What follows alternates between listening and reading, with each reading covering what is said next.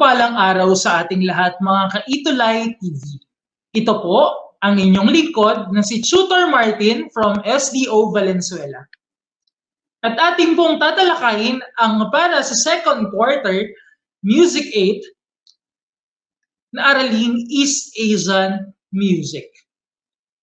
Ngunit bago po tayo dumako sa East Asian Music, tayo po talakayin muna natin ang most essential learning competency. Analyze musical elements of selected songs and instrumental pieces heard and performed. Dito po i-analyze po natin ang musical elements na gagamitin po natin for East Asian music at yung mga instrumento na kadalasang ginagamit po nila sa kanilang musika. Okay po, so let's now proceed to our discussion. Traditional music is part of our culture. Okay, but usually we differ from one country to another. Kadalasan po, nagkakaiba sa kultura, sa tradisyon, lalo na sa musika. Pero meron pa rin pong pagkakapareho. And para maipakita po natin ang pagkakapareho ng musika ng East Asia, isa-isahin po natin ang bawat characteristics nila. Number one is linearity. Linearity emphasizes the melody. So dito po, medyo rare po yung paggamit ng harmony. Kasi most of their performances are most focused on melodic line. Simple. Next, transparency.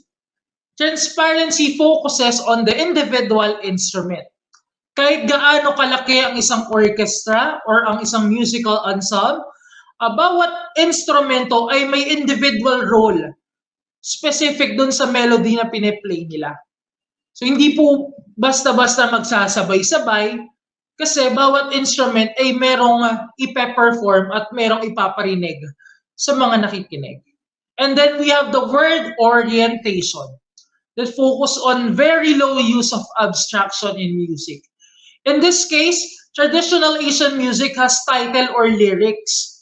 So that is exactly what the piece is about. Ibig sabihin po natin, bawat kanta po sa East Asian music ay may sariling title at may sariling lyrics. At yung mismong title at lyrics, yun yung dinedepict ng kanta kung paano siya tinutugtog at kung paano siya inaawit.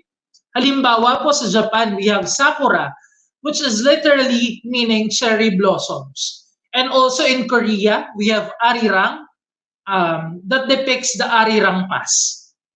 Okay, so let's now proceed to the pentatonic tonal system.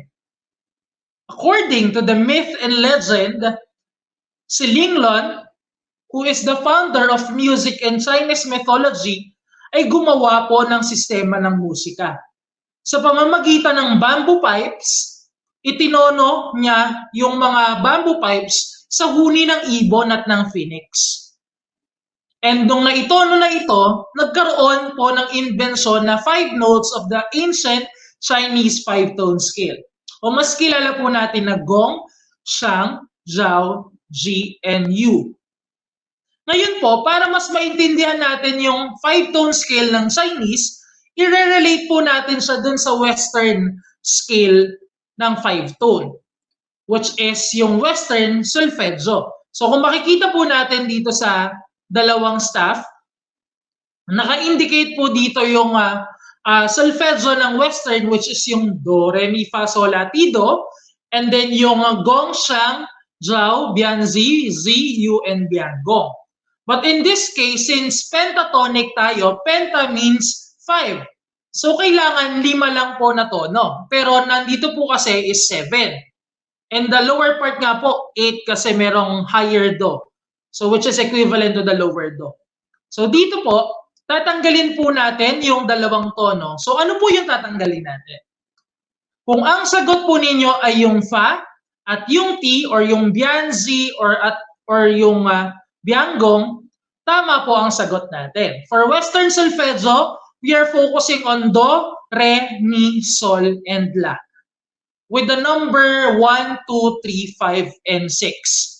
So this tonal system are mainly used for halos lahat po ng mga music ng East Asian. Especially po sa ating tatalakay ngayong araw na ito, which is Chinese music. As Confucius taught, beautiful and appropriate music is meant to promote social tranquility. Pag sinabi po natin tranquility, it means calm. Because in Confucius' thought or teachings, mas pinahalagahan po yung simplicity, yung norm of simplicity sa bawat kantang kanilang aawitin. Because the music is meant to regulate the behavior of the people so that they perform the ritual appropriately and obey authority. Since they are using it in ceremonial songs and religious musicals, kailangan maging formal, kailangan maging simple, walang abubot ang kanilang pag-awit ng kanta. To prove the tranquility and simplicity under the Confucius teachings. Next. In accord with Confucius' ideas of music being smoothly continuous, many pieces feature a regular but smoothly accelerating tempo. The usual tempo for songs is smoothly regular lang po. Continuous siya, tuloy-tuloy. Pero bandang dulo ng part ng song, medyo bumibilis siya. Just because of the depiction of a river gaining speed as it cascades downwards. Tulad ng isang ilog na dumadali po sa bundok at pagpababa ng pababa ang tubig, mas bumibilis ang agos. So doon po nakuha ang depiction ng smoothly continuous base sa teachings ni Confucius. Okay po. So let's now proceed to the traditional music in Chinese. So Chinese traditional music, kadalasan makikita po natin ito once napunta tayo ng China and we browse different cultures and tradition in that country. Ito pong tatlo ay yung unang-unang makikita natin when we go with traditional music. Number 1 is Chinese opera music that is usually for theaters and performances. Number 2 are the musical ensembles or group of instruments in a form of orchestra, whether it's a Chinese orchestra or a symphony orchestra. And then the last one is solo instrumental performances that uses solo singers performing or solo instrumental with the use of different instruments. Para maintindihan po natin yung mga instruments na ginagamit, tayo po'y dumako sa Chinese traditional musical instruments. So let's start with the chordophones. First one is the yue chin or a moon-shaped lute. It's a type of guitar na moon-shape ang pagkakahulma and then merong 4 strings. The next one is pipa with a pear-shaped lute that has 4 strings. It has many frets para mag-create ng sound kapag iniipit po yung string. The next one is the erhu or similarly sa kilala po natin na violin. It's a 2-string bowed instrument. Pero magkakaiba po sila ng purpose. And then the last one is the zeng, which is a pluckboard zither. Sumunod naman po tayo sa aerophones. Pag sinabi po nating aerophones, these are instruments blown by air. And the first example is the sheng, which is a mouth-blown free reed. The second one is the Diaz or the Chinese transverse flute. And then the last category is the idiophones. When we are talking about idiophones, we are talking about percussions. And one of the examples of percussion is yunluo, or a 10-tuned small gongs. Paano po ba natin pinaplay ang percussions? It's either gumagamit po tayo ng stick para i-hit po yung instrument or yung mismong instrument ang mag-uuntugan sa bawat isa. Best example po doon is cymbals. Pero in this case, idiophones using a stick or a mallet, ginagamit po natin kay yunluo dahil meron po siyang 10 gongs. And the last one is the 2 small bells, pengling. So these are instruments that is used for traditional Chinese music na nabanggit po natin kanina. Maliwanag po ba? Kung ganon, tayo na magtungo sa ating huling parte ng aralin. Maraming salamat po sa pakikinig sa ating lesson for today. Sa ating introduction ng East Asian music at sa pag-elaborate po natin ng Pentatonic and Chinese style music patungo dun sa mga instruments na ginagamit nila sa kanilang performances. Sana po ay may natutunan kayo sa ating session.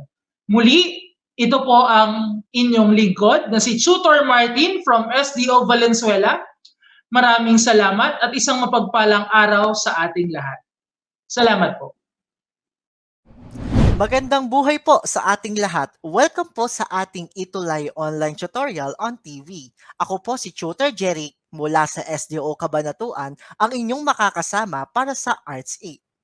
Ang ating pong tatalakayin ngayon ay patungkol sa mga elements and principles of arts and crafts in East Asian countries. Okay.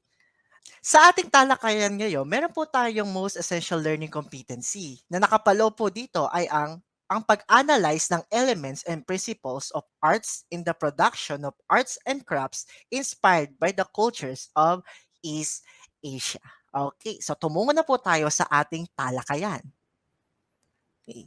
East Asian arts. So each of these countries has its own distinct culture. Ang iba't ibang bansa sa East Asia ay may iba't ibang natatanging mga kultura na masasalamin sa kanilang mga likhang sining. At sa pagkakaiba, syempre, meron din po silang mga pagkakahawig or pagkakatulad. So it includes a high sense of self-awareness and public norms. Okay.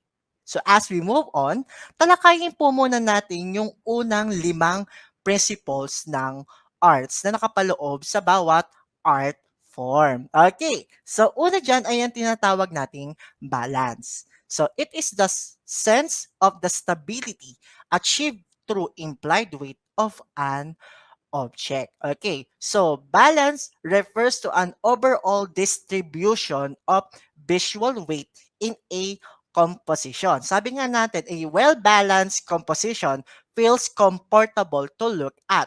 Pag balance po ang mga design natin, mas maganda po ito sa ating mga mata. Okay, so meron po tayong 3 klase ng balance na tinatawag. Una, yung symmetrical balance, whereas when one image is mirrored on the other side to repeat itself.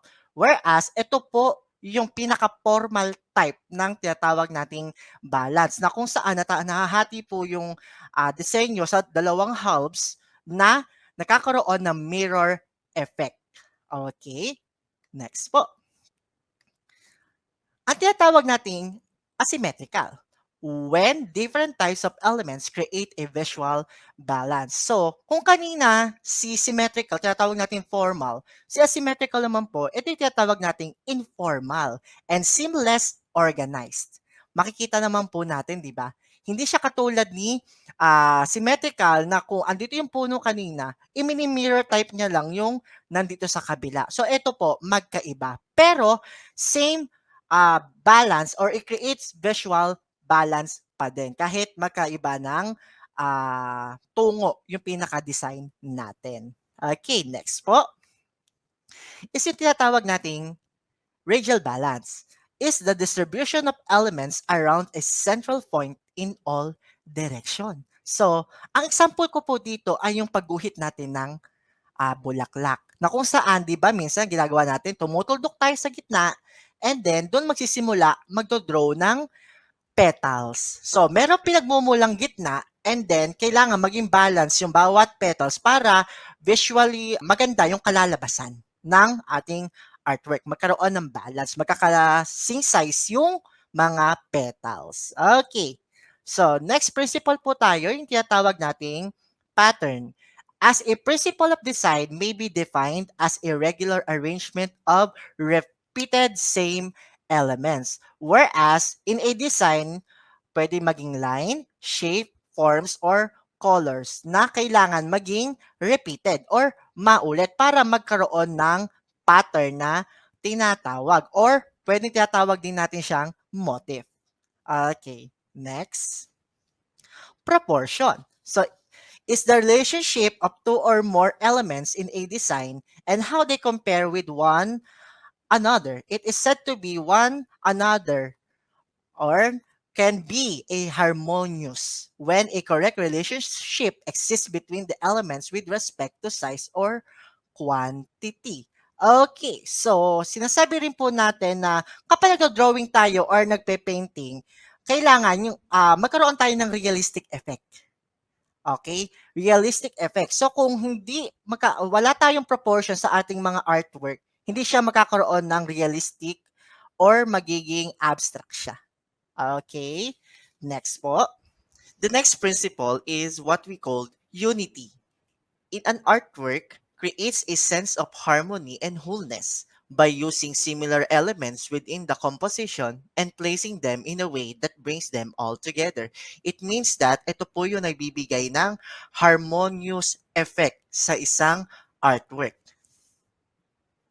For the next item, what beautiful art handwriting comes from China? Letter A, calligraphy. B, Japanese calligraphy. C, Korean calligraphy. And D, woodblock printing. And then lastly, repetition is simply repeating a single element many times in a design. It is the use of two or more elements or form within a composition para magkaroon tayo ng isang systematic and well-arranged pattern. Okay, so yun po yung limang principles sa arts. Okay, pumunta naman po tayo ngayon sa mga examples ng mga East Asian arts. Okay, unahin po natin sa bansang Japan. Meron po tayong tinatawag na origami.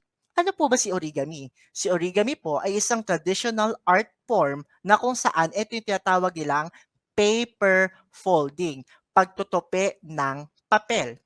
Okay, the word origami originated from ori and kami. So what is the meaning? Ori means folding, then kami means paper. So nabuo po yung origami. So ano-ano po ba yung mga kalimitang nabubuo or binubuo nilang model sa isang origami? Okay, meron po tayo diyang bulaklak, dolls, geometric shape, or animals such as birds and fish. So, okay. So, makikita nyo po sa example ko dito sa larawan. Ito ay isang example ng swan. Next, Chinese calligraphy. In calligraphy, the paper and silk were the most popular materials. This is the medium na kung saan ito yung ginagamit sa pagdikha ng isang calligraphy. Whereas, ang sinasabi po natin na calligraphy ay yung tinatawag nating beautiful writing or handwriting na kung saan has been appreciated throughout every culture. Calligraphy can be on scrolls such as hanging scrolls or hand scrolls, album sheet, walls, lacquerware, folding screens, or other media. Makikita natin siya sa iba't ibang uri ng scrolls sa panahon ng mga Chinese dynasty and also nag-exist pa rin siya magpa sa hanggang ngayon. Next up, the Korean drums play a significant role in the traditional Korean music from folk music to court music. These drums were used in accompanying instruments, especially in important events or shows. So, ang Korean drums po ay hindi mawawala dapat sa isang importanteng pagtitipon doon sa Korea nung mga panahon ng mga iba't ibang dynastiya. So, ano-ano po ba yung mga examples natin dyan? Meron tayong Janggu, the Book, the Galgo, and the Do.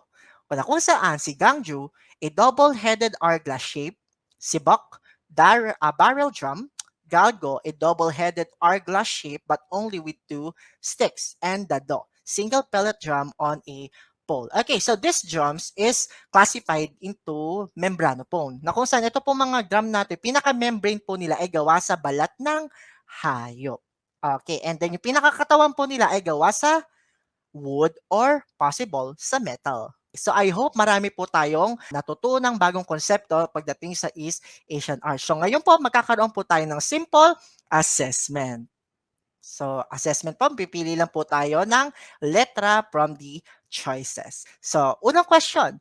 It is a type of Korea's drum which is like a barrel. A. Bok. B. Do. C. Galgo. D. Django. So, if your answer is letter A, then you got it right. It is Bok. Next question. For the next item, what beautiful art handwriting comes from China? Letter A. Calligraphy. B. Japanese calligraphy. C. Korean calligraphy. And D. Woodblock printing. What is the answer? If your answer is letter A, you are amazing. Japanese origami uses different types of models as their subject in painting. The following are the models used, except one. Letter A, cloth. Letter B, dolls. Letter C, flowers. Letter G, geometric shapes. The answer is letter A. Okay, so congratulations po at naitawid po natin ang panibagong kaalaman pagdating sa Arts 8. I hope po everyone is getting a lot of new things and it can be applied sa ating mga skills na magagamit natin sa ating mga paaralan and also sa paggawa ng isang artwork. Okay, so once again po, this is Tutor Jerik from SDO Cabanatuan saying goodbye and God bless!